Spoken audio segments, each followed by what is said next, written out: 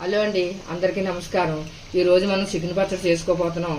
ముందుగా చికెన్ కడుక్కొని క్లీన్ చేసుకొని ఉప్పును పసుపు వేసుకొని ఇలా స్టవ్ మీద పెట్టుకొని స్టవ్ వెలిగించుకోవాలి.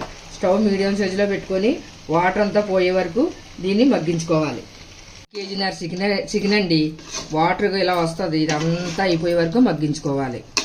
ఇదండి చికెన్ ఇలా మగ్గిపోయింది దగ్గరికి. ఇప్పుడు పచ్చడి రెడీ చేసుకోవాలి. ఇదండి గిన్నె పెట్టుకొని స్టవ్ మీడియం ఫ్లేమ్లో పెట్టుకున్న కేజీన్నర చికెన్కి మసాలా పచ్చడికి ఒక 6 స్పూన్లు ధనియాలు, ఈ స్పూన్ తోటి పెద్ద స్పూన్ తోటి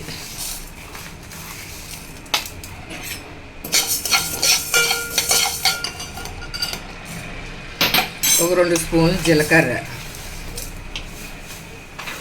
ఒక స్పూన్నర ఆవాలు, ఒక 3/4 స్పూన్ మెంతులు, అలాగే ఇంత చెక్క, ఒక 8 యాలకులు, ఓ 15 లవంగాలు, ఇవి కొంచెం దోరగా వచ్చే వరకు వేయించుకోవాలి. కేజీన్నర చికెన్ మసాలా. ఆయిల్ పెట్టుకున్నాము. ఆయిల్ వేడయ్యాక ఇలా చికెన్ ముక్కలు ఇందులో ఎర్రగా వచ్చే వరకు వేయించుకోవాలి.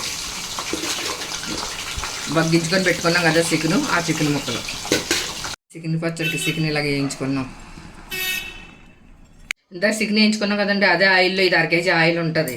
అదే ఆయిల్లో 4 స్పూన్లన్నర అల్లం వెల్లుల్లి పేస్ట్ వేయాలి. ఈ స్పూన్ తోటి కేజీన్నర చికెన్కి.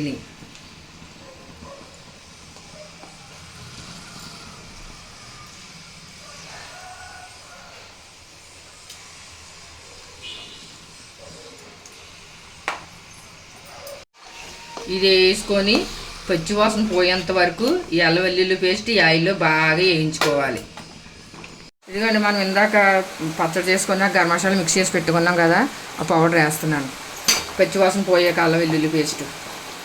ఇదిగోండి ఇందులో ఒక 6 స్పూన్లు వేస్తున్నాను. కారం 10 గ్రాములకు ఎక్కువ చూసుకొని మళ్ళీ వేస్తాను.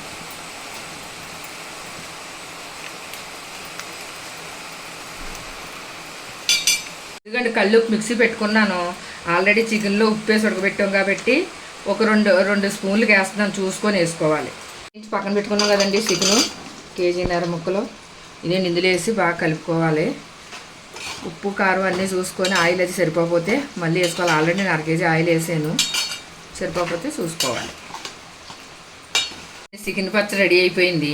ఇందాక కారం సరిపోలేదని 3 స్పూన్లు కారం వేసాను. ఇప్పుడు నిమ్మరసం వేస్తున్నాను. 4 కాయలు నిమ్మకాయల రసం తీసి. ఇది 3 నెలల పాటు నిలవ ఉంటుంది ఒక డబ్బాలో వేసుకుంటేని. మీకు నచ్చినట్టయితే కింద ఉన్న బెల్ ఐకాన్ క్లిక్ చేసి లైక్ చేసి షేర్ చేయండి.